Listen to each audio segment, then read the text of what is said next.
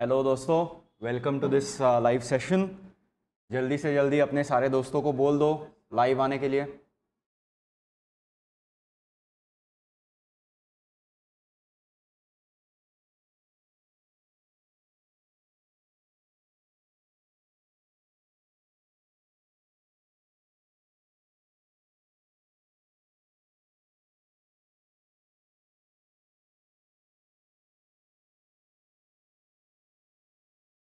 Good morning Nikhil, science and technology. Good morning, good morning everyone. Hana, Sajan, I hope मैं आपका नाम सही तरीके से ले रहा हूँ। साजन, साजन है या सजन है, I don't know. Good morning Nikhil. Okay, तो जैसा आप जानते हो, लाइफ साइंस के इंडिया के सबसे बेहतरीन फैकल्टी है जो है, सबसे बेस्ट फैकल्टी जो है, आपके लिए गेट 2018 का डिस्कशन लेते आ रहे हैं। आई थिंक अब दादा sir, Lalji sir, Digambar sir और धवल सर, इन सब का डिस्कशन हो चुका है। आज हम केमिस्ट्री का जो पार्ट है, मतलब एक्सेल सेक्शन पी, ये सेक्शन पी का पार्ट हम डिस्कस करेंगे। और नेक्स्ट जो लाइव सेशन होगा उसमें मनोज सर आपके साथ क्वांटिटेटिव एप्टीट्यूड का सेक्शन भी डिस्कस करेंगे। केमिस्ट्री और क्वांटिटेटिव एप्टीट्यूड का सेक्शन आपके स्कोरिंग के लिए उतना इम्पोर्टेंट नहीं है, मगर आपका जो रैंक आ सकता है उस रैंक के लिए बहुत ज़रूरी है। ठीक है, क्योंकि टॉप रैंक्स और लोअर रैंक्स गेट में, इनमें जो डिफरेंस होता है वो डिफरेंस इसकी वजह से होता है कि उन्होंने एप्टीट्यूड के और केमिस्ट्री के क्वेश्चंस कितने अटेम्प्ट किए हैं। तो आपका अगर गेट क्वालिफिकेशन पक्का है, गेट का रैंक पक्का है, तो गेट का रैंक अगर इम्प्रूव करना है तो आपको केमिस्ट्री और एप्टीट्यूड का सेक्शन बहुत अच्छी तरह से करना होता है। ठीक है, good morning Abhay, good morning Nishant, good morning Abhishek, good morning Aryan. Hello to everyone and a very happy new year to everyone. May all of you have a successful, safe, healthy new year. ठीक है, तो देखते हैं पहला क्वेश्चन क्या था। पहला question था थर्मोडायनेमिक्स का, और थर्मोडायनेमिक्स के क्वेश्चंस ऐसे रहते हैं कि सॉल्व करना इजी होता है अगर आपको आपका थोड़ा सा बायोकेमिस्ट्री थोड़ा सा अगर याद हो तो। ठीक है, good morning Asavari, welcome to this live session. ठीक है, तो पहला क्वेश्चन देखो, for the complete combustion of graphite and diamond. Graphite और डायमंड क्या है? They are allotropes of carbon, मतलब ग्राफाइट और डायमंड दोनों का जो बेसिक स्ट्रक्चर है उसमें कार्बन एटम ही है। ठीक है, सो कार्बन को ऑक्सीजन में हमने बर्न किया है, कंबशन किया है। The standard enthalpy change values are given, this is for graphite, this is for diamond. ठीक है, तो डेल्टा एच नॉट क्या होगा? Delta H naught for the entire reaction और for the conversion of graphite into diamond, ये अगर आपको calculate करना है, this is always delta H naught graphite मतलब reactant minus delta H naught diamond मतलब प्रोडक्ट। ठीक है, अगर हीट ऑफ कंबशन हम देख रहे हैं, if we are talking about heats of combustion, तब ये रूल एप्लीकेबल है। Okay, this is for delta H combustion values only. ठीक है, ये ओनली बहुत जरूरी है, ये याद रखिए।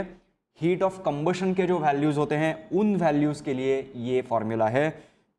हीट ऑफ फॉर्मेशन का अगर आपको लिखना है तो वो भी मैं एंड में आपको दे दूंगा।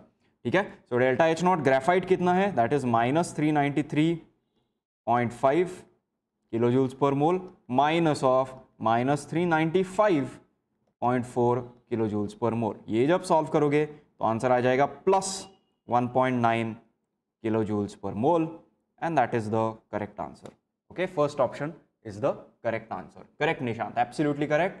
Good morning Kavita, welcome to everyone. अपने सारे दोस्तों को भी बता दो कि ऑनलाइन आ जाइए। ये जो सेशन है इसका जो वीडियो का लिंक जो है अपने सारे दोस्तों के ग्रुप्स पे शेयर कर दीजिए, ताकि जो गेट लाइफ साइंस मतलब गेट एक्सेल अटेम्प्ट कर रहे हैं इस साल, उनको इस सेशन का फ़ायदा हो। ठीक है, गुड मॉर्निंग इंदु। ऑलराइट, तो 1.9 किलो जूल्स पर मोल है, ये याद रखिए, this is only for delta H not combustion values. अगर आपको हीट ऑफ फॉर्मेशन दिया है, अगर आपको हीट ऑफ फॉर्मेशन दिया है, मतलब यहां पे हमने क्या लिखा है, दिस इज रिएक्टेंट का heat of combustion minus product का हीट ऑफ कंबशन, रिएक्टेंट का heat of combustion minus product का हीट ऑफ कंबशन, इस तरह हमने लिखा है यहां पे। If you are given heats of formation then delta H nought is equal to delta H nought formation of products minus reactants.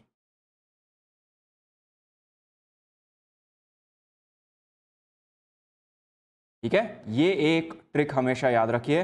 Combustion के लिए रिएक्टेंट माइनस प्रोडक्ट होता है, फॉर्मेशन के लिए प्रोडक्ट माइनस रिएक्टेंट होता है। दिस इज फॉर ये जो दोनों हीट्स दिए हैं, these are heats of formation.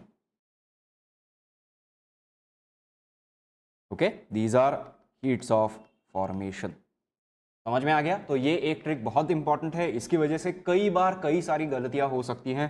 सो इन गलतियों को अगर आपको मतलब प्लस या माइनस, ये जो है, क्योंकि आप देख रहे हो कि यहाँ पे प्लस है, वैसे ही यहाँ पे माइनस भी है, तो प्लस और माइनस की गलती टालनी है आपको, तो ये याद रखना है। हीट ऑफ कंबशन होगा तो reactant minus product, heat of formation होगा तो प्रोडक्ट माइनस रिएक्टेंट। ठीक है, समझ में आ गया सबको ये? ऑलराइट, किसी को कोई डाउट है यहाँ पे? अभी पूछ लो अगर डाउट है तो, अगर कोई डाउट है तो अभी पूछ सकते हो। ठीक है, नेक्स्ट क्वेश्चन देखते हैं। For a 4s orbital of a hydrogen atom the magnetic quantum number is, the magnetic quantum number is. ठीक है, अब मैग्नेटिक क्वांटम नंबर्स क्या होते हैं?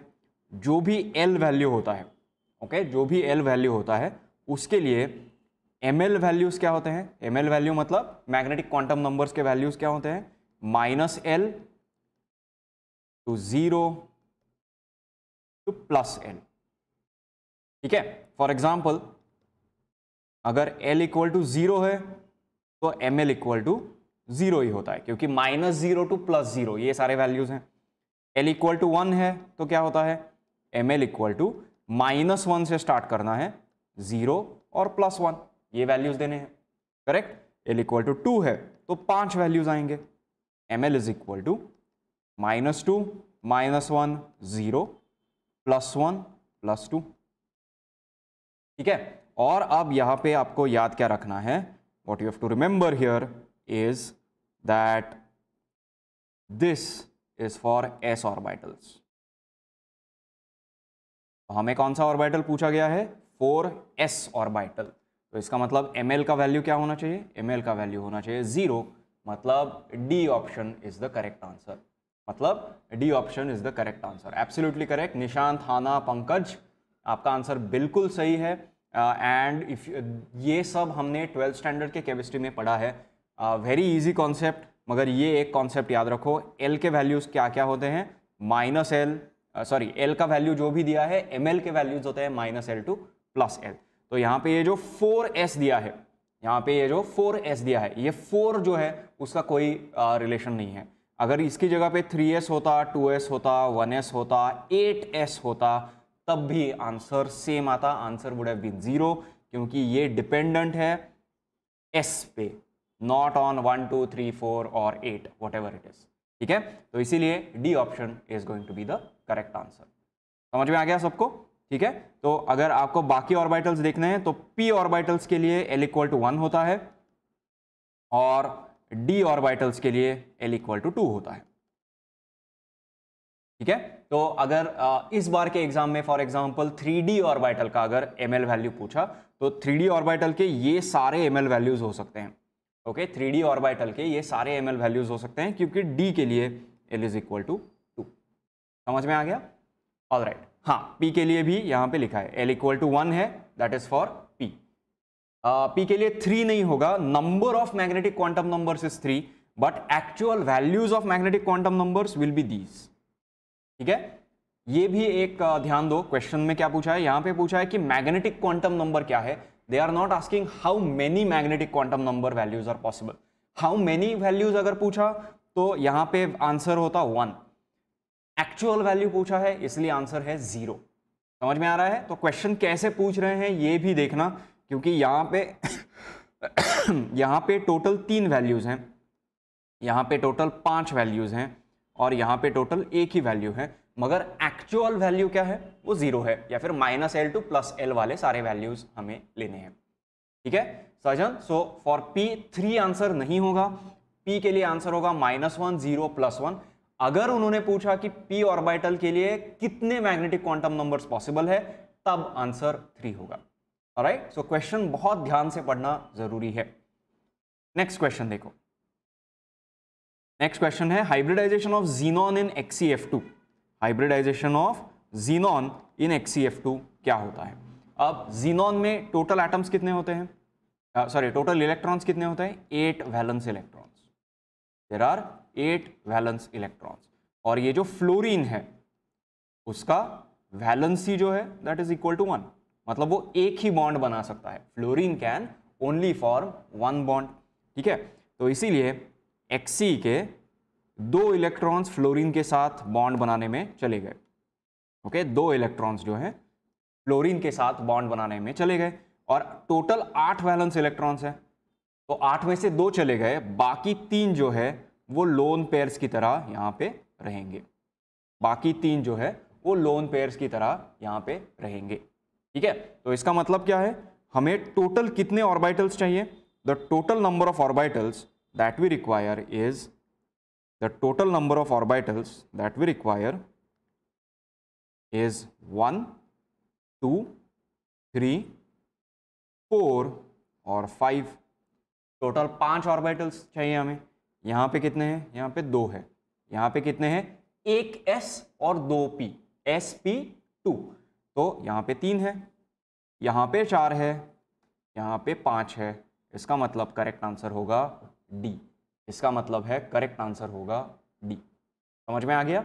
ओके, सो ये बेस्ड है VSEPR थियोरी पे, valence shell electron pair repulsion theory. ठीक है, तो Nishant, Priyadeep, Pankaj, absolutely correct, your answers are perfect. sp3d is the correct answer. ठीक है, अविरल आपका भी आंसर सही है। Good morning Rajvi, welcome to this session. Next question देखते हैं। तो ये समझ में आ गया हाइब्रिडाइजेशन कैसे कैलकुलेट करना है। Total number of valence electrons calculate करो। Total number of satisfied valencies देखो, 2 वैलेंसी सैटिस्फाइड है, मतलब 8 में से 2 चले गए, बचे 6 इलेक्ट्रॉन्स यहाँ पे अरेंज कर दो और उनके पेयर बना लो। ओके, उनको एक दूसरे के साथ कपल कर दो, तो 3 लोन पेयर्स हैं और 2 बॉन्डेड पेयर्स हैं। Okay, these 3 are lone pairs, these 3 are lone pairs and these 2 are bonded pairs। ठीक है, तो टोटल अगर 5 इलेक्ट्रॉन पेयर्स हैं तो 5 ऑर्बिटल्स का हाइब्रिडाइजेशन जरूरी है। So sp3d is the answer. ठीक है, नेक्स्ट क्वेश्चन देखो, 2 equivalents of p react with 1 equivalent of q to produce a major product r। ठीक है, अब यहां पे सबसे ज्यादा इंपॉर्टेंट वर्ड्स है 2 equivalents and 1 equivalents.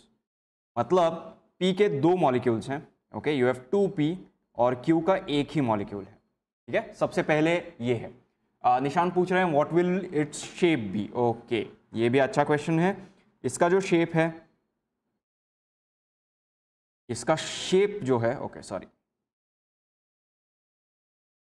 Shape will be bent. ठीक है, वी शेप्ड मॉलिक्यूल होगा, क्योंकि ये लोन पेयर्स जो है वो शेप में पार्टिसिपेट नहीं करते हैं। सो what you have is Xe, F और F। ठीक है, ये बेंट शेप होगा। मगर अगर इसकी ज्योमेट्री की बात करोगे, इसके ज्योमेट्री की बात करोगे, तो geometry will be pentagonal bipyramid. Pentagonal, sorry pentagonal नहीं, trigonal bipyramid. This geometry will be trigonal bipyramid. ठीक है, जिसका मतलब क्या है, ओके हैंग ऑन, सॉरी, ये बेंट शेप नहीं होगा, ये एक्चुअली लिनियर मॉलिक्यूल होगा। ये मॉलिक्यूल लिनियर होगा, ये मैंने एक गलत लिखा है यहाँ पे, क्योंकि ट्राइगोनल बाय पिरामिड है तो ये मॉलिक्यूल लिनियर होगा। ओके, लिनियर क्यों होगा? इसका रीज़न है कि Xe एटम जो है वो बीच में आएगा ओके, सेंट्रल एटम Xe है, ठीक है, और F यहाँ पे होगा, एक F यहाँ पे होगा, और इसके आसपास आप ऐसा एक ट्राइंगल ड्रॉ कर सकते हो, ठीक है। Along this triangle you will gate lone pairs.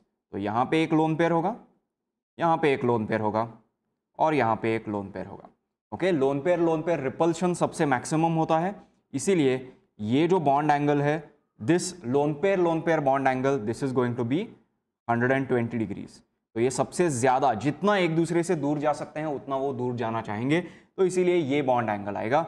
और ये जो overall bond pair lone pair angle है, that angle comes out to be 90 degrees. तो इसीलिए ये मॉलिक्यूल लिनियर है। सॉरी, मैंने अर्लियर मैंने कुछ और लिखा था, बेंट शेप लिखा था, मगर ये लिनियर मॉलिक्यूल आएगा फॉर XeF2, ठीक है। ये मॉलिक्यूल जो है वो लिनियर आएगा। Okay, so that was a good question Nishant. Its shape will be linear, but geometry will be trigonal bipyramid. Geometry will be trigonal bipyramid. ठीक है? All right. Good morning, Sonal.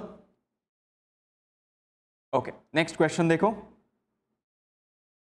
Next question में two equivalents of P react with one equivalent of Q to produce a major product R. और उन्होंने पूछा है कि number of double bonds कहाँ है? Number of double bonds कितने हैं? तो यहाँ पे कितने डबल बॉन्ड्स हैं? 1, 2, 3। तो इसके 3 डबल बॉन्ड्स हैं, ठीक है। तो 2p में कितने होंगे? अगर 2p के मॉलिक्यूल्स हैं तो इसमें 6 डबल बॉन्ड्स चले जाएंगे। ओके, ये 3 डबल बॉन्ड्स, इनके टोटल 6 डबल बॉन्ड्स होंगे। यहाँ पे कार्बन कार्बन डबल बॉन्ड्स कितने हैं? 1, 2, 3, ठीक है। तो इसमें 3 डबल बॉन्ड्स हैं, मगर मैं सिर्फ कार्बन कार्बन डबल बॉन्ड्स की बात कर रहा हूँ। तो इसमें 3 डबल बॉन्ड्स हैं, ठीक है। तो ये दोनों मिला के जब प्रोडक्ट बनेगा, ओके, मेजर प्रोडक्ट R आएगा, तो हमें लगेगा कि 9 डबल बॉन्ड्स इंटैक्ट रहेंगे, ठीक है, 9 डबल बॉन्ड्स इंटैक्ट रहेंगे। मगर यहां पे ये जो ग्रुप है, ये जो ग्रुप आप यहां पे देख रहे हो, ठीक है, ये ग्रुप CHO के C डबल बॉन्ड O से रिएक्ट करेगा, CHO के C डबल बॉन्ड O से रिएक्ट करेगा, मतलब C double bond O H है, ठीक है, और यहां पे कुछ है प्लस C6H5 मतलब फिनाइल ग्रुप है, और डबल बॉन्ड कार्बन है यहां पे, ठीक है। ये दोनों जब रिएक्ट करेंगे तो आपको मिलेगा HC डबल बॉन्ड C, ठीक है। मतलब ये जो पार्ट है, ये पूरा पार्ट निकल जाएगा, ओके, ट्राइफिनाइल फॉस्फीन ऑक्साइड बन जाएगा। Okay, so you will gate PH3P double bond O, ये आपको मिल जाएगा, and you will get this, ठीक है। तो अगर कार्बन एटम्स को अगर आपको लेबल करना है तो आप इस तरह देख सकते हो, if this is carbon atom number 1 and this is carbon atom number 2, तो यहाँ पे कार्बन एटम 1 है, यहाँ पे कार्बन एटम 2 है। समझ में आ गया? इसका मतलब ये जो पार्ट है यहाँ पे ऑक्सीजन और ट्राइफिनाइल फॉस्फीन वाला पार्ट है, वो सेपरेट आउट होके बाहर आ जाएगा। तो इसका मतलब जितने ये ट्राइफिनाइल फॉस्फीन ऑक्साइड के ग्रुप्स हैं, उतने एक्स्ट्रा डबल बॉन्ड्स फॉर्म होने वाले हैं, उतने एक्स्ट्रा डबल बॉन्ड्स फॉर्म होने वाले हैं, ठीक है। तो एक्स्ट्रा डबल बॉन्ड्स जब फॉर्म होते हैं, एक्स्ट्रा डबल बॉन्ड्स जब फॉर्म हो जाएंगे, तो इसके 2 इक्विवेलेंट्स हैं, okay, we have 2 equivalents of this and we have 2 triphenyl phosphine groups, ठीक है। इसीलिए यहां पे 2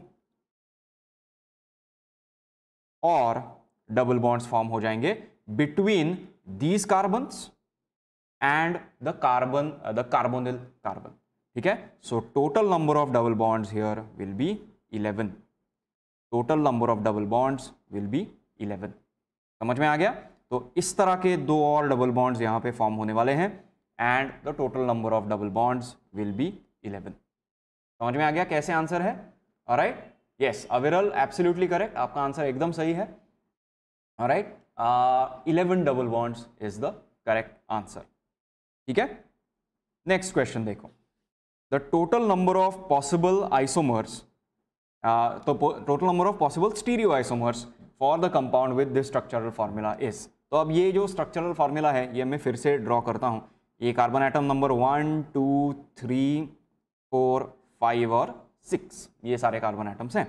ठीक है, तो यहाँ पे ऐसे ड्रॉ कर रहा हूँ 1 2 3, 3 जो है वो डबल बॉन्डेड है, ठीक है, 4 के साथ, और यहाँ पे 5 और 6 है। ठीक है, यहाँ पे 5 और 6 हैं, यहाँ पे है OH, यहाँ पे है OH। इसका मतलब ये जो कार्बन एटम है ये कायरल कार्बन है। ओके, ये जो कार्बन एटम आपको नजर आ रहा है ये कायरल कार्बन है, क्योंकि एक तरफ है CH3, एक तरफ है OH, एक तरफ है एक बड़ा R ग्रुप। ये जो राइट हैंड साइड में हमने इस कार्बन के राइट हैंड साइड में जो भी लिखा है वो एक बड़ा सा R ग्रुप है। ठीक है, अल्कीन ग्रुप है, अल्किनिल ग्रुप है। ठीक है, और एक जो है ऑब्वियसली यहाँ पे एक हाइड्रोजन भी होता है, ऑब्वियसली यहाँ पे एक हाइड्रोजन भी होता है, तो यहाँ पे हाइड्रोजन है। तो 4 अलग अलग ग्रुप्स हैं, मतलब this carbon, carbon number 2, this carbon is the chiral carbon. तो इसकी वजह से 2 स्टीरियो आइसोमर्स आ जाएंगे। ओके, इसकी वजह से 2 स्टीरियो आइसोमर्स आ जाएंगे जहाँ पे H और OH इंटरचेंज हो रहे हैं। Alright, so you will get 2 stereo isomers, alright, और 2 ऑप्टिकल आइसोमर्स। ठीक है, मगर इन एडिशन टू दैट यहाँ पे एक डबल बॉन्ड है। इस डबल बॉन्ड में सिस और ट्रांस, ये दोनों ज्योमेट्रीज पॉसिबल हैं। डबल बॉन्ड में सिस और ट्रांस, ये दोनों ज्योमेट्रीज पॉसिबल हैं। So you will also get 2 geometrical isomers, 2 geometrical isomers. ठीक है, और ये दोनों मिला के you will get 2 into 2 equal to 4 stereo isomers. 2 into 2 equal to 4 stereo isomers. So 4 is the correct answer. ठीक है, Nishant, Rajvi, absolutely correct, you will get 4 stereo isomers in this case. ठीक है, आई होप आप सबको ये समझ में आ रहा है। Okay, right, Aviral, Suman, Priyadeep, absolutely correct, you will get 4 stereo isomers. मगर याद रहे यहाँ पे 2 + 2 नहीं है, यहाँ पे 2 × 2 है। ठीक है, फॉर एग्जाम्पल अगर 2 कायरल कार्बन्स होते, okay, if you had 2 chiral carbons and 1 double bond, तब आपको 3 + 2 5 स्टीरियो आइसोमर्स नहीं मिलते, आपको 3 × 2 6 स्टीरियो आइसोमर्स मिलते। तो ये जो मल्टीप्लीकेशन है ये जरूरी है, it is not 2 + 2, it is 2 × 2, ये याद रखिए। ठीक है, नेक्स्ट क्वेश्चन देखो, among BH, CH, NH and SiH, the bond or the polarity of the bond which is shown incorrectly, incorrectly मतलब पोलैरिटी गलत है। अब क्या होगा, जो इलेक्ट्रोनेगेटिव एटम होगा, जो इलेक्ट्रोनेगेटिव एटम होगा वो डेल्टा माइनस चार्ज लेगा, जो इलेक्ट्रोपॉजिटिव एटम होगा वो डेल्टा प्लस चार्ज ले लेगा। ठीक है, तो अगर हमने BH बॉन्ड से स्टार्ट की, अगर हमने BH बॉन्ड से स्टार्ट किया तो H जो है वो इलेक्ट्रोनेगेटिव है, B जो है वो इलेक्ट्रोपॉजिटिव है, तो इसीलिए B पे डेल्टा प्लस और H पे डेल्टा माइनस चार्ज है। ठीक है, इसीलिए ये कॉम्बिनेशन सही है, मगर उन्होंने पूछा है इनकरेक्ट कॉम्बिनेशन कौन सा है, तो ये हमारा आंसर नहीं होगा, because this combination is correct. समझ में आ रहा है? ठीक है, सो अविरल ए इज नॉट द आंसर, अविरल ए इज नॉट द आंसर। ठीक है, क्योंकि बोरॉन जो है वो हाइड्रोजन के कंपैरिजन में ज्यादा इलेक्ट्रोनेगेटिव होता है। Boron has a higher positive charge, a higher atomic number as compare to hydrogen, which is why boron can attract electrons better than hydrogen in a chemical bond, in a covalent bond. So first option is not the answer.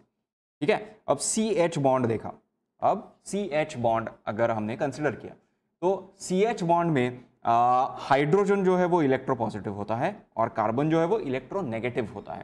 Carbon में 4 electrons है plus जो atomic number है वो ज्यादा है, nucleus पे charge ज्यादा है, इसलिए carbon can attract electrons better from hydrogen. तो इसीलिए carbocation formation is easier than carbanion formation, क्योंकि कार्बेनायन फॉर्मेशन के लिए एक इलेक्ट्रॉन विड्रॉइंग ग्रुप जरूरी है जो कार्बन से इलेक्ट्रोनेगेटिविटी निकाल सके। ठीक है, तो इसीलिए कार्बन जो है वो इलेक्ट्रोनेगेटिव होगा, हाइड्रोजन जो है वो इलेक्ट्रोपॉजिटिव होगा। ओके, इनके इलेक्ट्रोनेगेटिविटी वैल्यूज कंपेयर किए तो हायर इलेक्ट्रोनेगेटिविटी जिनकी होगी उन पे डेल्टा माइनस चार्ज होगा। तो even B will not be the answer, क्योंकि that is the correct option, हमें चाहिए इनकरेक्ट ऑप्शन। ठीक है, अब NH नाइट्रोजन भी हमें पता है कि nitrogen takes part in hydrogen bonding. ठीक है, और हाइड्रोजन बॉन्डिंग में अगर वो पार्टिसिपेट करता है, इसका मतलब नाइट्रोजन जो है वो इलेक्ट्रोनेगेटिव होगा। So you have nitrogen electronegative here, hydrogen electropositive there, जिसका मतलब ये भी गलत आंसर है। सो बचा है D has to be the correct answer.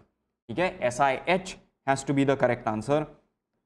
So H is electronegative, Si is actually electropositive। ठीक है, अब ये याद कैसे रखना है, अगर आप CH याद रखोगे तो सिलिकॉन जो है, सिलिकॉन कार्बन के ही ग्रुप में होता है, और सिलिकॉन के लिए इलेक्ट्रोनेगेटिविटी वैल्यू हाइड्रोजन के कंपैरिजन में एग्जैक्टली उल्टी होती है। ठीक है, कार्बन हाइड्रोजन का जो जैसे पोलैरिटी होगा, सिलिकॉन हाइड्रोजन का एग्जैक्टली उल्टा होगा। इस तरह भी आप याद रख सकते हो ये, and which is why SiH ये जो कॉम्बिनेशन दिया है ये गलत है। That's why that is the correct answer, that is why that is the correct answer. ठीक है, तो आई थिंक बहुत सारे लोगों ने फोर्थ ऑप्शन सही है ये कहा है। निशांत, राजवी, अविरल, सुमन, प्रियदीप। अविरल ने दो तीन बार ये चेंज भी किया था ऑप्शन, मगर फोर्थ ऑप्शन इज करेक्ट अविरल। राजवी, सुमन, प्रियदीप, आपका आंसर एब्सोल्युटली करेक्ट है। ठीक है, नेक्स्ट क्वेश्चन देखते हैं। Among the following statements, which of the following is correct? Which of the following is the correct statement? अब ये questions थोड़े से easy होते हैं। Incorrect जब पूछते हैं तो आपको eliminate करना चाहिए, correct जब पूछते हैं तो आपको जो सही है वो आंसर मार्क कर देना चाहिए। ठीक है, अब NiCl4 is diamagnetic। डायामैग्नेटिक होने के लिए क्या चाहिए, सारे electrons, all electrons are paired, all electrons are paired। मगर ये जो NiCl4 है, NiCl4 has overall a tetrahedral geometry, it has a tetrahedral geometry। ठीक है, और टेट्राहेड्रल ज्योमेट्री में ये जो D8 सिस्टम है, ये जो D8 सिस्टम है, इसमें अनपेयर्ड इलेक्ट्रॉन्स बचते हैं। सो टेट्राहेड्रल ज्योमेट्री में आपको 5 d ऑर्बिटल्स हैं, एक d orbital sorry 5 d orbitals हैं। तो टेट्राहेड्रल ज्योमेट्री में पहले सारे इलेक्ट्रॉन्स अनपेयर्ड रहेंगे और फिर 3 इलेक्ट्रॉन्स पेयर्ड हो जाएंगे, क्योंकि ये D8 सिस्टम है। ओके, एटॉमिक नंबर है 28, इसलिए ये D8 सिस्टम होगा Ni2+ का। ठीक है, दिस इज Ni2+, क्योंकि Cl4 है तो 4Cl- हो जाएगा, 4- हो जाएगा, और ओवरऑल चार्ज 2- है, मतलब Ni का चार्ज है 2+। ठीक है, तो अच्छा, कुछ लोग कह रहे हैं कि डी आंसर है, अविरल कह रहे हैं कि डी आंसर है, देखते हैं डी है कि नहीं। तो यहाँ पे हमें 2 अनपेयर्ड इलेक्ट्रॉन्स दिख रहे हैं। Okay, we can see 2 unpaired electrons, इसलिए ये डायामैग्नेटिक नहीं हो सकता। So first option is not correct, तो first option is not correct. ठीक है, नेक्स्ट ऑप्शन देखो, ethylamine is a weaker Lewis base compare to pyridine.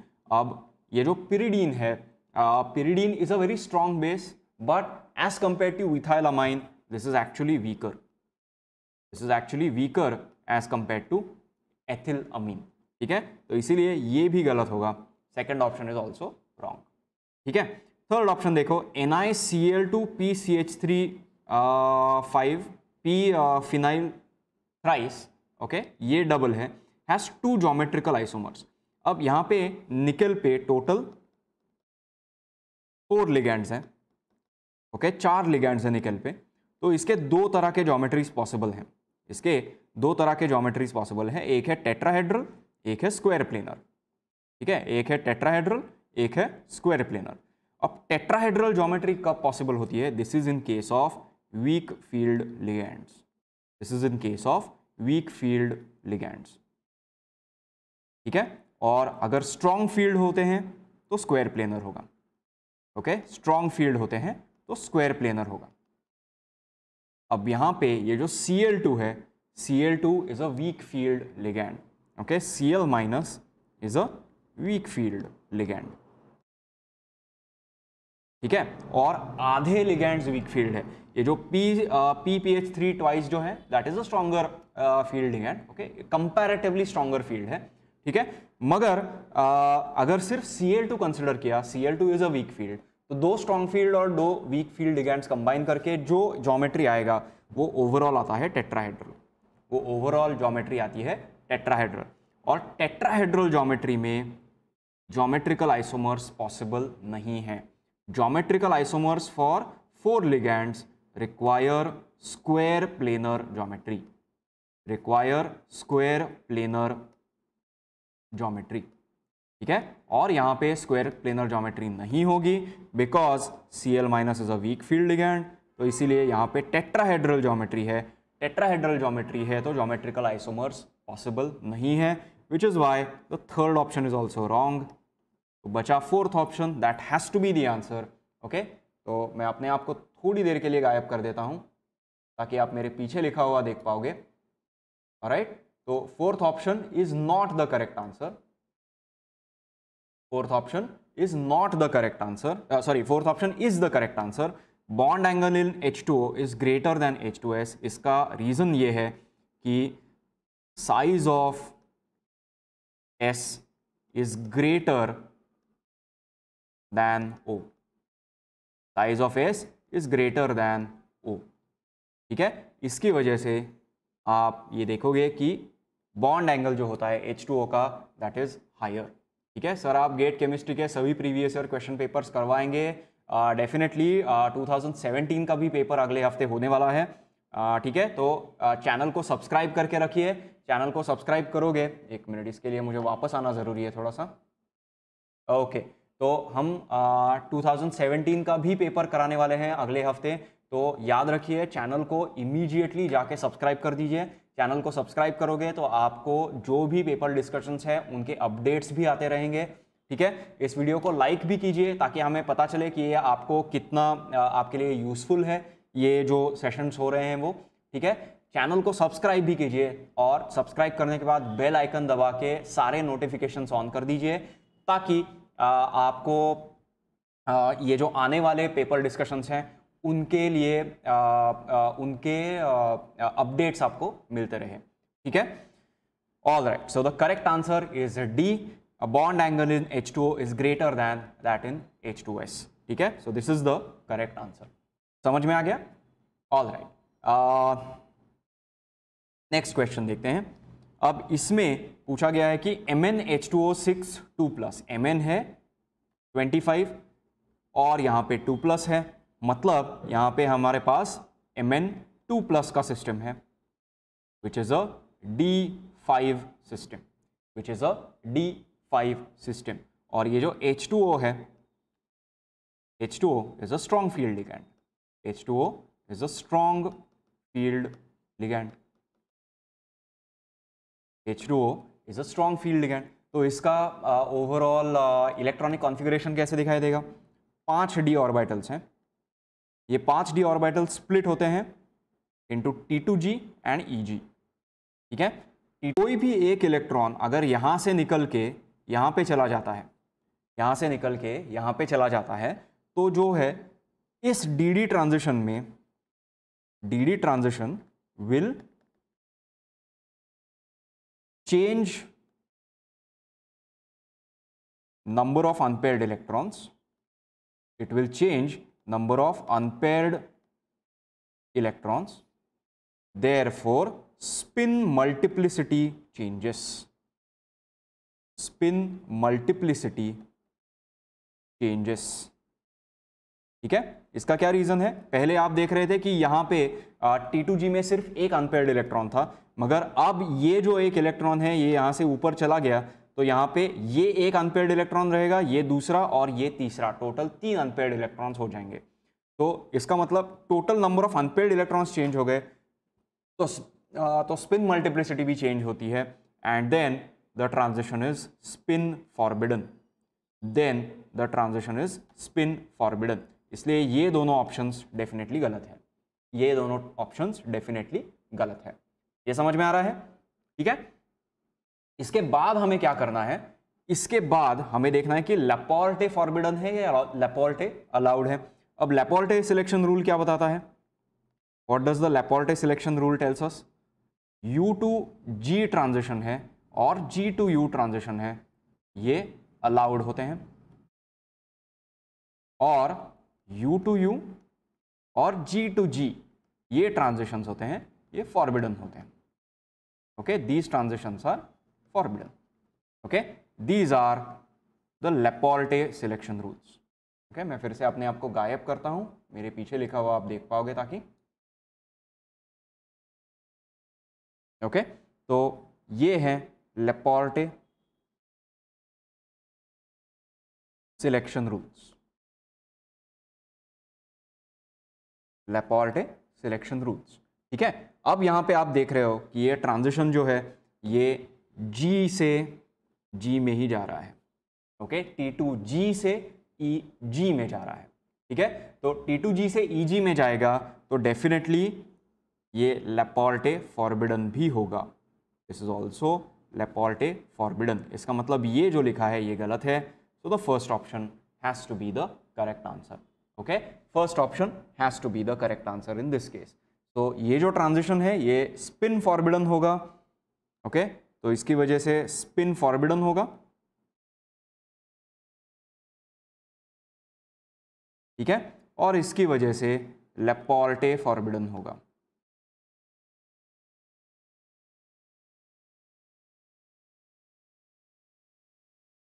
ठीक है, so that is why the first option is going to be the correct answer.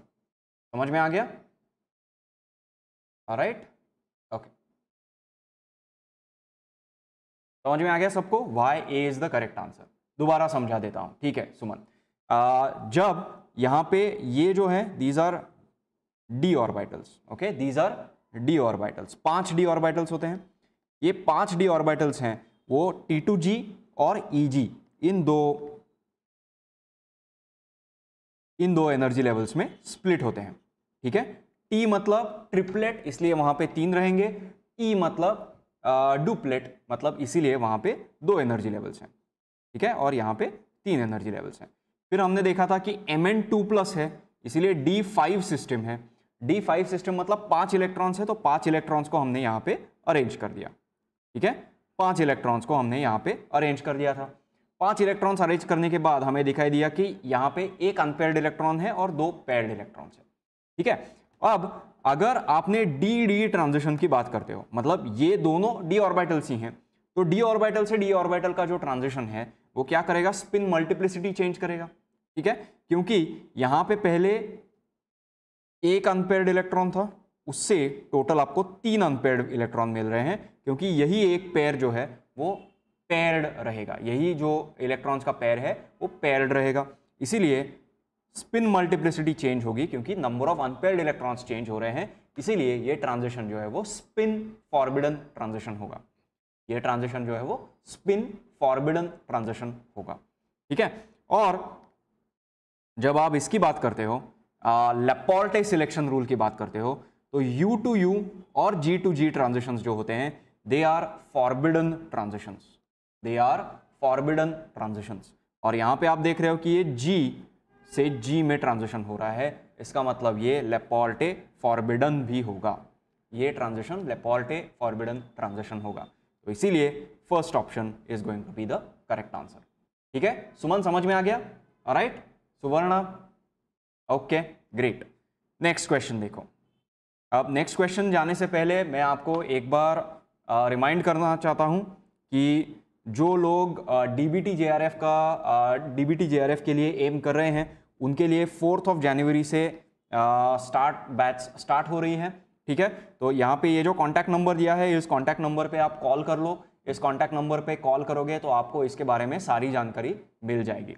ठीक है, तो अगला क्वेश्चन जो है हमारे और 7 क्वेश्चंस बचे हैं. उन 7 क्वेश्चन से पहले एक बार आपको ये भी बता दूं कि 4 जनवरी 2021 को, मतलब आज से DBT JRF का कोर्स स्टार्ट हो रहा है.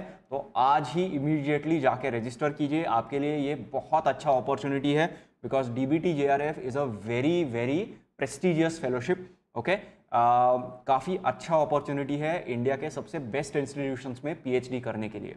ठीक है, सो स्टार्ट अर्ली. जितना जल्दी स्टार्ट करोगे उतना ही आपका प्रेपरेशन अच्छा होगा. स्पेशली DBT के लिए ये कोर्स है. सिमिलरली बार्क OCAS के लिए हमने आई थिंक 2 हफ्ते पहले इसका एक पूरा सेशन किया था, इसके बारे में पूरी जानकारी आपको बताई थी। तो बार्क OCS का अगर एग्ज़ाम है उसके लिए अगर आप टारगेट कर रहे हो तो इसका भी एक बैच आज 4 जनवरी से स्टार्ट हो रहा है। आज से ही ये बैच स्टार्ट हो रहा है। जल्दी से जल्दी इस नंबर पे कॉल करके सारी जानकारी ले लो और एनरोल कर लो, ठीक है। और लास्टली ये एक तो आपको पता ही होगा कि ICMR JRF का भी एक कोर्स है। ICMR JRF का भी कोर्स आज ही से स्टार्ट हो रहा है, राइट, 4 जनवरी से स्टार्ट हो रहा है। इस कोर्स के लिए भी एनरोल कर सकते हो। फ़ोन नंबर सेम है।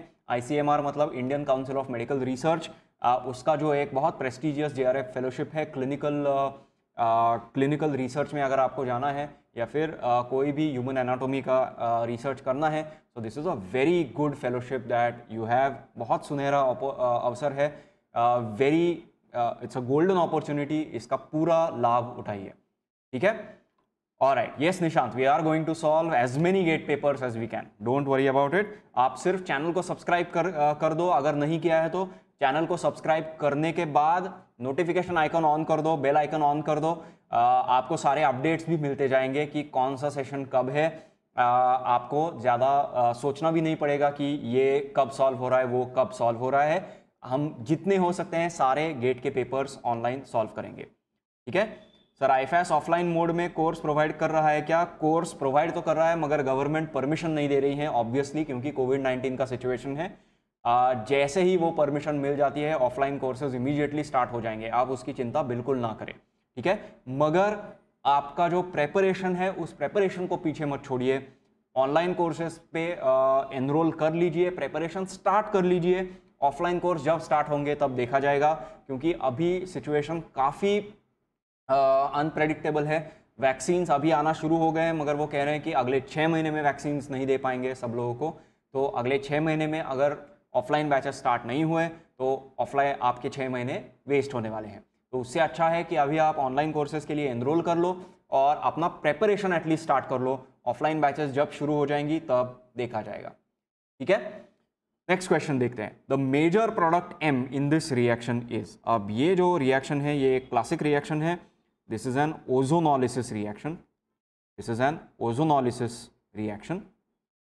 ये क्या होता है? ये जो डबल बॉन्ड्स हैं, ये डबल बॉन्ड्स को अटैक करके ब्रेक कर देगा।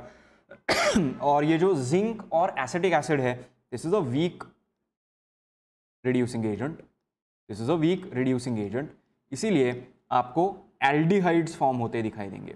Okay, you will see aldehydes getting formed in case of less substituted alkenes.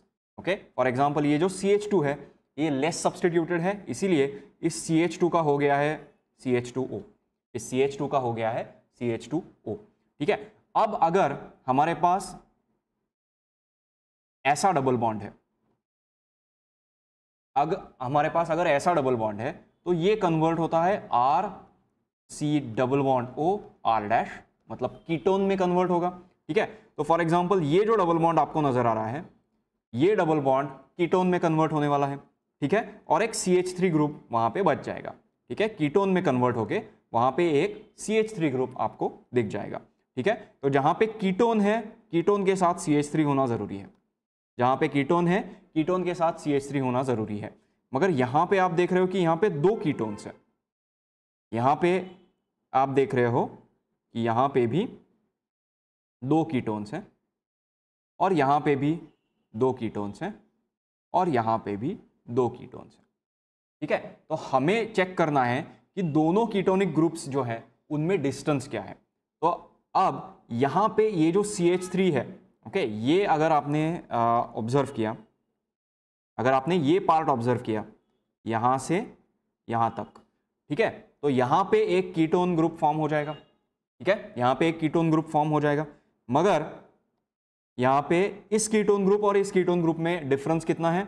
ये पहला कार्बन है, ये दूसरा कार्बन है, ये तीसरा है, ये चौथा है और 5वें कार्बन पे दूसरा कीटोन ग्रुप होना चाहिए, ठीक है। तो यहाँ पे देखो 1 2 3 4 और 5, 1 2 3 4 5, 5वें कार्बन पे कीटोनिक ग्रुप है, ओके। 1 2 3 4 5 और 6th 6th कार्बन पे कीटोनिक ग्रुप है, मतलब ये गलत है। ठीक है, और यहां पे देखो 1 2 3 4, सिर्फ 4th कार्बन पे कीटोनिक ग्रुप है, मतलब ये भी गलत है, मतलब ये भी गलत है। ठीक है, अब उसके बाद हमें क्या देखना है कि ये जो पार्ट है, अगर इस तरह का आपको एक ग्रुप मिल जाए R C H, मगर यहां पे डबल बॉन्ड है, जैसे आपको यहां पे नजर आ रहा है। ओके, ये जो कार्बन है इस कार्बन पे वैसा होने वाला है, तो ये कन्वर्ट हो जाता है RCH, मतलब एल्डिहाइड में। ठीक है, तो यहाँ पे दोनों केसेस में आपको एल्डिहाइडिक ग्रुप्स दिखाई दे रहे हैं, आपको दोनों केसेस में एल्डिहाइडिक ग्रुप्स दिखाई दे रहे हैं, मगर आपको क्या मिलना चाहिए, एक COCH3 जो है वो एक कोने में है, और दूसरा जो बीच में जो COCH3 है उससे कितने कार्बन्स दूर ये एल्डिहाइडिक ग्रुप होना चाहिए। ये पहला कार्बन हो गया, ये दूसरा, ये तीसरा और ये चौथा। ठीक है, जो बीच वाला एल्डिहाइडिक ग्रुप है वहां से चौथे कार्बन पे ये एल्डिहाइडिक होना चाहिए। तो यहां पे है ये 1, ये 2, ये 3 और ये 4। यहां पे कैसा है, बीच वाला एल्डिहाइडिक कार्बन यहां पे है, सॉरी कीटोनिक कार्बन यहां पे है, तो 1 2 3 और 4, 1 2 3 और 4। ठीक है, तो ये सारे ग्रुप्स हैं। ऑलराइट, बट अब यहां पे आपको देखना क्या है कि ये जो एल्डिहाइडिक कार्बन है, ये जो एल्डिहाइडिक कार्बोनिल कार्बन है, वो इस एटम से total number of carbon atoms अगर आप काउंट करोगे तो सेम आएंगे कि नहीं। Okay, total number of carbon atoms अगर आप काउंट करोगे तो आपको नजर आएगा कि total number of carbon atoms D option में सही है, ए ऑप्शन में ये सही नहीं है। ठीक है, इसीलिए D will be the correct answer. ठीक है सर, आज से न्यू बैच ज्वाइन किया है मैंने, schedule for today nothing is mentioned in app. Yes Finaz, आपको शेड्यूल भी मिल जाएगा। ठीक है, आज से लाइव सेशंस भी शुरू होने वाले हैं, don't worry about it. App खोल के साइन इन कर लीजिए, वहाँ पे नोटिफिकेशंस भी आपको आते रहेंगे। आप ऐप खोल के साइन इन करके रखिए, रजिस्टर भी आपको करना ही होगा, वो सारा आपको बता ही दिया होगा। ठीक है, so D is going to be the correct answer in the 9th question. ठीक है, नेक्स्ट क्वेश्चन देखो, the two major products of this reaction, the two major products of this reaction. अब ये जो है this is called as Hofmann elimination reaction. Okay, this is called as Hofmann elimination reaction. ठीक है, Hoffman elimination reaction में क्या होता है कि ये जो नाइट्रोजन है, इस नाइट्रोजन पे अगर एक हाइड्रोजन बचा है, सेकेंडरी अमीन का टर्शरी अमीन होता है, प्राइमरी अमीन का भी टर्शरी अमीन होता है, तो ये जो CH3I है ये फाइनली इसको किस में कन्वर्ट कर देगा। यहाँ पे एक नाइट्रोजन है, इस नाइट्रोजन से एक CH3 अटैच्ड है, ऑलरेडी एक CH2CH3 अटैच्ड है, एक और CH2CH3 अटैच्ड है। ठीक है, और यहाँ पे एक साइक्लोहेक्सिल ग्रुप है। ठीक है, तो ये सबसे पहले बन जाएगा फर्स्ट स्टेप में ये बन जाएगा। और ये बनने के बाद क्या हो रहा है, अब एलिमिनेशन होता है, मतलब क्या है, यहाँ पे डबल बॉन्ड फॉर्मेशन होगा, यहाँ पे कहीं ना कहीं डबल बॉन्ड फॉर्म होने वाला है। और डबल बॉन्ड फॉर्म हो रहा है मतलब क्या है, यहाँ पे आपको अल्कीन मिलने वाला है, you are going to get an alkene. और ये जो अल्कीन होता है that is a less substituted alkene, यहाँ पे आपको मिलेगा लेस सब्स्टिट्यूटेड अल्कीन, यहाँ पे आपको मिलेगा लेस सब्स्टिट्यूटेड अल्कीन। और अगर आपने ये चारों अल्कीन्स देखे तो लेस सब्स्टिट्यूटेड अल्कीन्स यहाँ पे आपको मिल रहा है, और बाकी CH3 ट्वाइस CH2CH3 और ये भी यहाँ पे आ रहा है। So which is why A is going to be the correct answer. Absolutely correct Rajvi, positive charge on O right, यहाँ पे पॉजिटिव चार्ज होगा, दैट्स करेक्ट। ठीक है, नाइट्रोजन पे ये क्वाटर्नरी अमोनियम सॉल्ट है तो इस पे भी पॉजिटिव चार्ज रहेगा। इनफैक्ट ये एक्सेस CH3I है तो ये साइक्लोहेक्सिल ओ नहीं, ठीक है, ये एक्सेस CH3 चार्ज है, ये कोई एक बॉन्ड एलिमिनेट होके यहाँ पे चला जाएगा। ठीक है, ये बॉन्ड एलिमिनेट होके यहाँ पे चला जाएगा। ऑलराइट, ठीक है, so that is why the first option is going to be the correct answer. Alright, next question देखो, the compound which upon mononitration using a mixture of HNO3 and H2SO4, this is called as the nitrating mixture, this is called as the nitrating mixture. और इस nitrating mixture में NO+ ये attacking species होता है और ये positive charge है, मतलब ये इलेक्ट्रोफिलिक स्पीशीज है, ये इलेक्ट्रोफिलिक स्पीशीज है, ठीक है। So this is an electrophilic substitution reaction. Electrophilic substitution reaction के लिए मेटा आइसोमर होने के लिए आपको क्या लगते हैं, you need electron withdrawing groups, you need electron withdrawing groups, ठीक है। तो यहाँ पे CF3 है, फ्लोरीन का इलेक्ट्रोनेगेटिविटी आपको पता है कि बहुत ज़्यादा है, इसका मतलब यहाँ पे -I इफेक्ट आपको नजर आएगा। इंडक्टिव इफेक्ट है क्योंकि इलेक्ट्रॉन्स विड्रॉ हो रहे हैं मगर फ्लोरीन की इलेक्ट्रोनेगेटिविटी की वजह से, so what you will get is a -I effect. इसीलिए यहाँ पे मेटा आइसोमर मिलने वाला है, but we don't want an meta isomer, इसीलिए ये गलत है। Okay, so this will lead to a meta isomer, इसीलिए ये गलत है। सेकंड अगर आपने देखा तो ये नाइट्रो ग्रुप जो है, this shows -R effect. Okay, ये जो ऑक्सीजन्स हैं, ये ऑक्सीजन्स यहाँ से एक इलेक्ट्रॉन्स विड्रॉ कर लेते हैं, ठीक है, और यहाँ पे प्लस चार्ज आ जाएगा, इसका मतलब यहाँ पे अटैक नहीं हो पाएगा, तो अटैक यहाँ पे होने वाला है। So this will also give a meta isomer, इसका मतलब ये भी गलत है, we don't want a meta isomer. तीसरा अगर आपने देखा NHCOCH3, अब यहाँ पे एक ओवरऑल रेजोनेंस स्टेबिलाईजेशन है, there is a resonance here और delocalization of electrons here. Okay, यहाँ पे डीलोकलाइजेशन है, ठीक है। तो यहाँ पे एक वीक इलेक्ट्रॉन डोनेटिंग इफेक्ट आपको दिखाई देगा due to hyper conjugation and एक डीलोकलाइजेशन है इसलिए, ठीक है। So this will not give a meta isomer, preferably this will not give a meta isomer, rather this tends to give a para isomer, that is why this is correct, ठीक है। COOH में भी यहाँ पे 2 oxygens हैं, so they will also have a -I effect and a -R effect, ठीक है। तो इसलिए ये भी मेटा आइसोमर देगा and that is why D is not correct. समझ में आ गया? So C is the correct answer, alright. Okay, free fire OP ये क्या है पता नहीं, ओके, हाँ, so C is the correct answer, okay. Next question देखते हैं। The standard reduction potential for the conversion of Cr2O7 to Cr3+, ये दिया है 1.33, मगर यहाँ पे इंपॉर्टेंट है pH 3, मतलब ये एसिडिक कंडीशंस हैं, दीज आर एसिडिक कंडीशंस।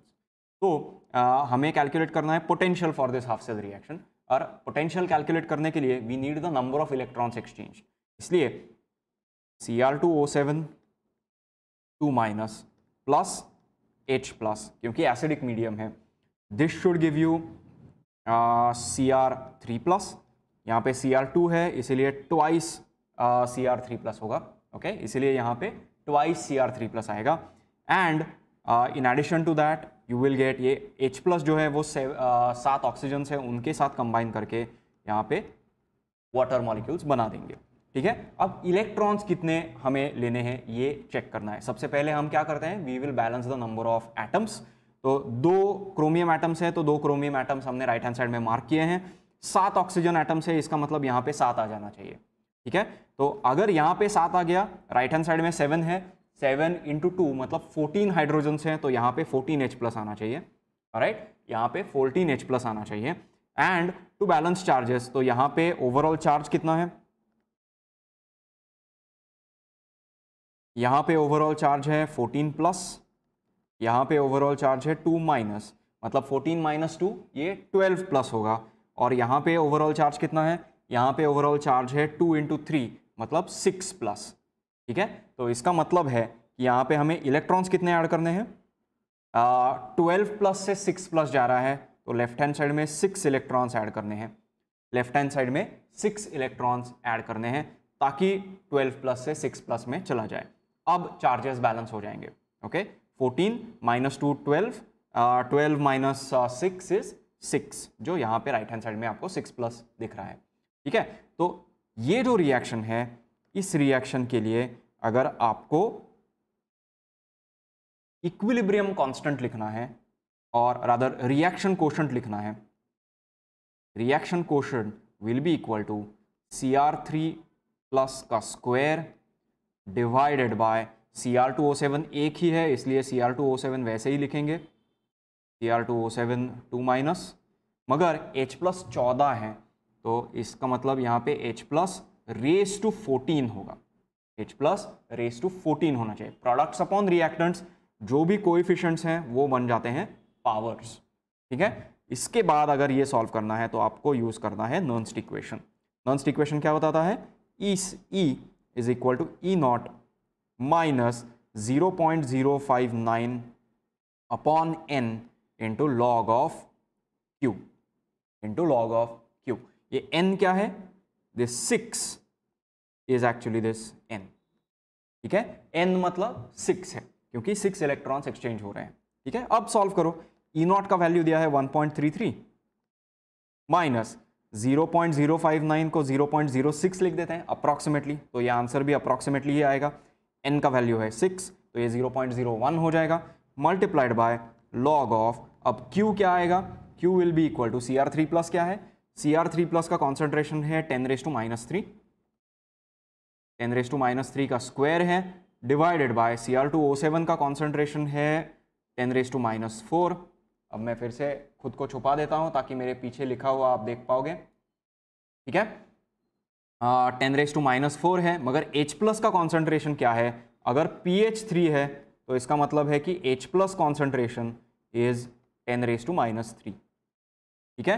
तो यहाँ पे 10⁻³ रेस टू 14 होगा, ठीक है। So this comes out to be 10⁻³ का स्क्वायर है 10⁻⁶ divided by 10⁻⁴ into 10⁻42, 14 into 3 is 42। ये अगर आप पूरा सॉल्व करोगे तो यहाँ पे आएगा -6 प्लस 46 मतलब 10⁻40, मतलब ये आएगा 10⁻40। तो यहाँ पे log ऑफ 10⁻40 लिखना है, which means this is approximately equal to 1.33 minus 0.01 और log ऑफ 10⁻40 होगा 40, ठीक है। So that is 1.33 minus 1.33 minus 0.40 which is approximately equal to 0.93 volts, ठीक है। तो 0.93 वोल्ट्स के सबसे नजदीक है B, so 0.94 volts will be the correct answer, 0.94 volts will be the correct answer। समझ में आ गया। सो यहाँ पे हमने फाइनली एंड में हमेशा हम नर्न्स्ट इक्वेशन का ही सहारा लेते हैं। नर्न्स्ट इक्वेशन सबसे इंपॉर्टेंट इक्वेशन है इलेक्ट्रोकेमिस्ट्री के क्वेश्चंस के लिए, ठीक है। मगर यहाँ पे सिर्फ आपको याद रखना है कि ये H प्लस यहाँ पे है, इसीलिए इस फॉर्मूला में H प्लस रेज टू 14 लिखना ना भूलिए, अदरवाइज आंसर नहीं आएगा, ठीक है। So start with the redox reaction. Redox reaction पहले लिखो, रेडॉक्स रिएक्शन के बाद में आपको Q का वैल्यू लिखना है, Q मतलब रिएक्शन कोशेंट है, और फाइनली नर्न्स्ट इक्वेशन में सब कुछ सब्स्टिट्यूट कर देना है, ठीक है। Let's go to the next question. The solubility product of MgOH twice, MgOH twice में एक कैटायन और 2 एनायंस हैं, तो इनके लिए Ksp का वैल्यू होता है 4 इंटू सॉल्युबिलिटी का cube, 4 into small s cube, and 4 into small s cube is given to be 5.6 into 10⁻11, 5.6 into 10⁻11, और therefore solubility कितनी होगी, solubility will be 4 जो है वो इस तरफ ले जाओ, क्रॉस मल्टीप्लाई कर लो, 1.4 into 10⁻11, सॉरी ये s क्यूब का वैल्यू है 1.4 into 10⁻11। सिंप्लिसिटी के लिए सॉरी सिंप्लिसिटी की जरूरत नहीं है, कैलकुलेटर्स अलाउड होते हैं, तो देयरफॉर s कैलकुलेट करो कितना आएगा, s अप्रॉक्सीमेटली आई थिंक आता है 614 आएगा, मतलब 2.4 के आसपास कुछ आएगा, राइट। 2.4 इंटू 10⁻⁻4 के आसपास आएगा। आप कैलकुलेटर यूज़ करो, मैं थोड़ा सा अप्रॉक्सीमेशन कर रहा हूँ, ठीक है। आप डायरेक्टली कैलकुलेटर यूज़ करो। 2.4 इंटू 10⁻⁻4 मोलर ये आंसर है, ओके। बट यहाँ पे सोल्यूबिलिटी पूछी है ग्राम्स पर लीटर में, ये मोलार मतलब क्या होता है, this is moles per litre, ठीक है। तो मोल्स पर लीटर में अगर मोल्स पर लीटर का अगर ग्राम पर लीटर में कन्वर्जन करना है तो ये मॉलिक्यूलर वेट जो है इससे हमें मल्टीप्लाई करना पड़ता है। So this is approximately equal to 2.4 into 58.3 into 10⁻⁻⁴ moles per litre. और ये अगर आप कैलकुलेट करोगे, मैं भी कैलकुलेटर ही यूज़ करने वाला हूँ यहाँ पे,